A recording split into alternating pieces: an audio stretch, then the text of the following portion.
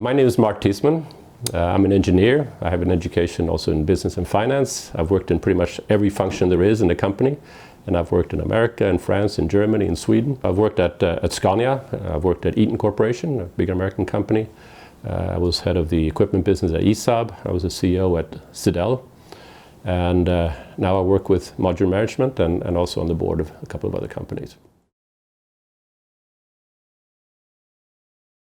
Here we built a little model that shows how I think a fairly typical industrial company would look like today. You have various functions. You have sales represented here by this team looking at various targets and strategies around going to market.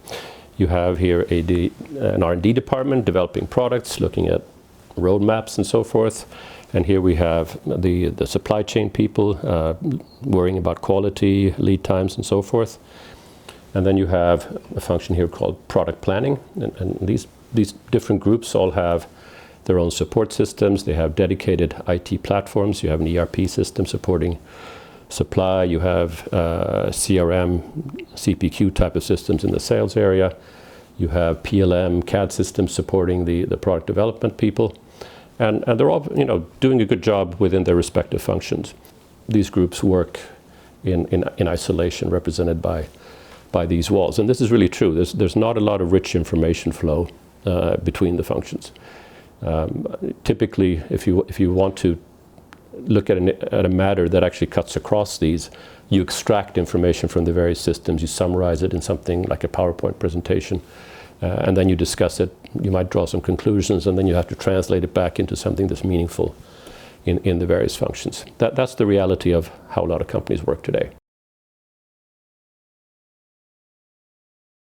So I think a lot of management teams realize that it can't be optimal to have different functions working in isolation. So there is a lot of talk about tearing down the silos and having people work cross-functionally. So I'll represent that by moving these walls and taking them down a bit, so that at least we have visibility between the different functions. And I think you can achieve quite a bit just through organizational measures and better processes, cross-functional processes, and so forth. What you find after a while is that the real IT support, the information support that you have, that still remains functional. You don't really have strong information flow possible between the functions. So there's something missing here. It's not just a matter of creating visibility and better understanding.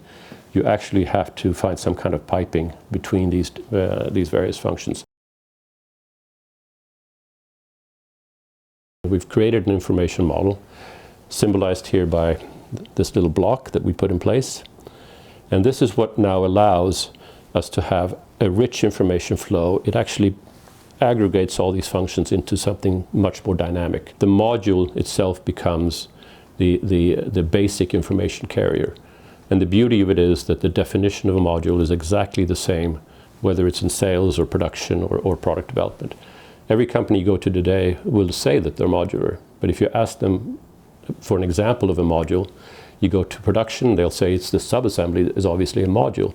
Or in sales, they'll say, well, this is this customer option, that's a module. Or in product development, they'll say, this subsystem is a module.